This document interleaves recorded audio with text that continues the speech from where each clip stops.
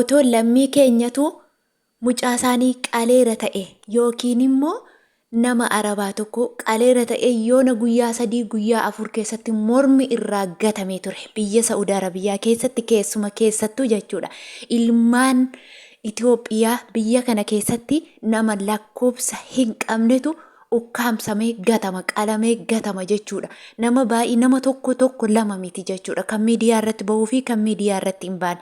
Garuu imbaasiin Itoophiyaa gaaf tokko gadi bahee lammii keenya irratti kana ta'een jira. Zimmi jedhanii hojii isaanii isa dhufan bichaaf jechuudha. Mataa isaaniif hojjetatanii jiruuf jireenya isaanii fooyyeffachuudhaaf biyya kana keessa taa'u malee daldalaan itti gaafatama gaafa rakkatan gaafa rakkoon tokko isaan sinirra gahe itti sii gaafatama jedhee manaa si baasa gaafa si baasu garuu gaafa asufte bilbila iyyuu namarraan kaasu jechuudha. Kuni daldala tokko 2-3 miti jechuudha. Dhugaa dubbachuuf baay'ee nama gaddisiisa. Mucaa ol adeemtu nama nyaatee nama dubbatee nama hin quufne nama hojjetee hin quufne haadha isaaf abbaa isaa jijjiiruu ofis jijjiiruudhaaf nama gara Saudi Arabiyaa Makkaa dhufte guyyaa eeggaddaa jechuudha. Obboleettiin kun qalamtee jirti harka madaamiitiin jechuudha. Nagaan daganne nagaan kun lafaaf bakka jirtan isiniif haa baay'atu. Hordoftootaa fi jaallatamtoota kabajamtoota kiyya sheer godhaa obboleewwan keessan bira geessisaa. Dhiibbaan nama kamirrattuu miidiyaa namni qabu kamillee jechuudha dhiibbaa gochuu qaba yookiin immoo sagalee ta'uu qaba jechuudha. Sababiinsa lammiin keenya yeroo hundumaa keessuma keessaa biyya Saudii keessatti namoonni baay'een keessan kan beektan jechuudha. Sagaleen namaa hin dhaga'amu. Maaliif yoo jettanii sarraatanya tokkotu mana tokko keessa jira. Akka fakkeenya akka Dubaayii akka Beeruut sarraatanyoonni gadi ba'anii waliin argani silkii waliitillee hin beekani garuu biyya Saudii keessatti cuqqaalaa ollaan hin jiru namni naman beeku sarraatanyaan mana tokko akka tasaa jechuudha. Mana tokko akka tasaa sarraatanyaan 2 jira malee iddoo kan tokko itti jira. Namoonni baay'een keessan kan beektani garuu gaafa hojjettoonni biyya kana ufanii rakkoo tokko otoo uumtee dogoggora tokko otoo uumtee dhugaa dubbachuuf otoo ijoollee isaanii kaballaa xiqqoo ishee harkaan qabuu keessi arganii itti dubbachuu keessi arganii harka poolisii si buusan daqiiqaa takka toon turiin jechuudha.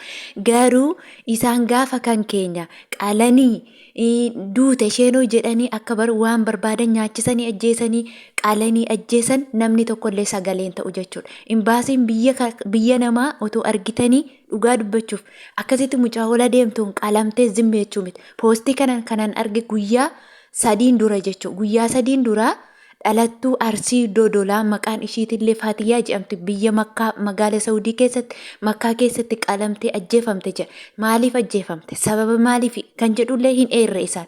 Garuu ijoollonni tokko waan isaan jechaa jiran inni tokko miindaa ishii ji'a 7 miindaa ishee ji'a 7 gaafa gaafattu madaamiin fuutee qaltee jedha. Inni kaan immoo mucaan sireerra jirti ishiin immoo toteessee bilbila ilaallataa jirtuuti. Bilbila ilaaltuuti mucaan sireerraa kuufee du'ee sababa kanaaf madaamiin qaltee jedhu. Waanni kun qabatamaasaa hin beekamu jechuudha. Maaliif dhimmi lubbuu dhimma lubbuuti. Otoo mucaan kuftee duuteeyyuu madaamiin mirga qabdu qabdee qaluudhaaf.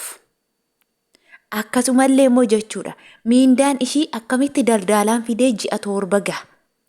Gaafa nu fidan ji'a miindaa kee fudhatte miindaa kun haalaachuu didan jettee yoo ati imbaasitti dawwalatte si jalaan qaban. Dhugaa rabbi nama baay'ee nama tokko 2 miti. Ji'a 3 ji'a 4 hojjetanii jechuudha. Ji'a 3 ji'a 4 hojjetanii miindaa kiyya naan laanne isaanoo akka mangoo jedhan zim jedhee hojjetu kan jedhan jiru. Na dhukkube anaanoo akka mangoo amana yaalaa nageessuu yoo didan zim jalaa jiru. Namni tokko bilbila jalaan kaasu jechuudha. Asiifachi oofanii magaala tokkorraa gara magaala tokkotti daldalaanis fidee karaa kamiin yoo ufan namni tokko sagalee hin ta'amuufi biyya kana keessatti. Maaliif kun hunda? Maan nuti lubbuun qabnu otoo kan isaanii ajjeefne yoon miidiyaan hundi jechuudha. Irratti taacha'eetiin akka yerichuma lubbuun baafamu taasifama. Dhugaa dubbachuuf argitaniittu yoo ta'e mucaan kanaan duratti giree wayii je'anii mucaa wayii ajjeesee daarii irratti je'ame sana jechuudha. Akka itti taacha'amee kaameraatiin barbaadamee caakkaa keessa qorqorfamee baafame jechuudha. Hin turre kan ajjeesisiisan. Garuu kan keenya gaafa qalamte qorqoramee baafamu miti. Mucaan kun maaf duute akkamitti duute yoo ta'e miidiyaa irratti bahanii sanuu yoo uummanni dubbate jechuudha. Uummanni yoo dubbate sanuu miidiyaa irratti bahanii reeffa haa gashinu. Reeffa gara maatii haa gashinu. Reeffa biyyatti funaanuu malee asitti furmaata gochuu hin beekan jechuudha. Itti gaafata itti ilaalamaa jira, dhimmi ishee ilaalamaa jira jechaa jiru. Wanta tokko furmaata tokko hin qabu. Hannamaa garuu furmaata tokko guyyaa tokko hin bulu furmaata kan argatu jechuudha. Dhugaa dubbachuuf namoonni baay'een obboleewwan keenya baay'een tokko lama sadii kan hin taane meeqantamii meeqatu ookatee as keessatti lubbuun darbeetiin jira jechuudha. Dubbatachuu hin dandeessu biyya kana keessatti. Nam tokko sagalee isaa dhageessisachuu hin danda'u. Akka barbaadan ajjeesu namni tokko gaafa du'e caal. Gaafa lama du'e caal. Amma ishee kan akka tasaa miidiyaa dubbate dhugaa dubbachuuf han miidiyaan agahanii daldalaan agahanii callisan jiru. Meeqantamii meeqa reeffa geessanii tallaa gashanii kaa'an meeqantamii meeqa jira dhugaa waaqa. Namni takka garuu maaliif du'e?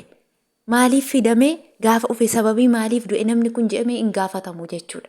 Maaliif jennaan dhimma mataa isaanii dhimma hojii isaanii ba'atanii kalas nyaatanii dhuganii isaa wajjiniin riileeshinii walitti dhuumanii walitti dhufeenya godhatanii nagaan jiraatu malee lammii keenya guuranii fidanii asittoo birrii irraa nyaatu malee daldalaan hanga gaafa birrii sirraa fudhatu qofaatti sarda. Gaafa fidee asi gashe dhimma kee qabu bilbila sirraan kaasu. Dhimma kee hin qaban jechuudha. Hojiin sitti ulfaate yoo jedhan dhimma hin qabu, miindaan fudhanne yoo jedhan dhimma hin qabu. Nam tokko gaafatamee furmaata godhamuuf hin danda'u. Inni kun maaliif ta'a? Akkasumas immoo jechuudha. Imbaasiin biyya kana keessaa hejjetu maal eega? Yeroo akka hoolaatti ilmi namaa qalamu maal eega? Nama karaa deemtu mucaa ola deemtuu jirtu kan mucaa xiqqishuu sanuu dhugaa dubbachuuf akka mirga ilma namaatti namni tokko badii yoo balleesse dhimma badii isaatiin adabama. Garuu hansaanii adabama malee kan keenya adabbiin hin gaafatamu. Teessee nyaatti aramne ajjeestee jechuudha. Dhugaa baay'ee tokko kan nama gaddisiisu, baay'ee tokko kan nama aarsu jechuudha. Namni keenya qoonqoo isheef duutii, garaa isheef duutii malee waa'ee lubbuu ilma namaaf wanta tokko waan irraa yaadan hin jiru jechuudha. Kanaaf iyyuu dhugaa dubbachuuf dhiibbaan ta'ame otoo irratti ka'ame miidiyaa kamillee otoo irratti dubbatame nuti warri miidiyaa xixiqqoo waa gachuu hin dandeenyu. Garaan nu aarraan irraa dubbanna malee. Garuu warri miidiyaa gurguddaa otoo dubbatanii dhimmi imbaasiin biyya kana keessatti maal hojiin isaa? Maal hojjechuuf dhufe? Han immoo obboleewwan keenya furmaatan goone maal barbaacha as dhufee as taa'are? Waasi immoo xabaqaa ta'uuf moo nufaana kaddaamaa ta'uuf? Nufaana qodaa dhiquufi? Isoo nun gargaarusaa? Maaliif immoo waa'ee lubbuu keenya nuun dubbatu? Dhugaa nama aarsa. Mucaa xiqqishuun kun yeroo akkasitti akka hoolaa qalamtu. Sanuu seeraan badii ishiitiin qalamte maaliin akka qalamte kan hin beekne jechuudha. Kanaafuu namoonni miidiyaa gurguddaa qabdan sagalee taatanii obboleettii kana jechuudha dhugaan ishee bahuu qaba. Dhugaa ishee yeroo iyyootti arguu qabna nutis akkuma lammii biyya kaanii. Kanaaf sheer godhaa waliin geessisaa siniin jedha garuu ishee aan immoo rabbiin jannata lubbuu ishee aansisu. Akkasumallee maatii fi firootan ishee immoo jajjabina isaaniif haa kennu. Garaan nama gubata nama biraa ba'anii yeroo karaatti hafan baay'ee nama aarsa. Akkuma nama tokko jijjiirame maatii koo jijjiirattee baatee jirti. Garuu hin taane waan ta'eef keessuma keessa biyya ormaatti du'uun immoo baay'ee kan nama gaddisiisu baay'ee kan nama aarsudha. Wanti godhamu hin jiru waaqayyo lubbuu ishee amaaru jedha.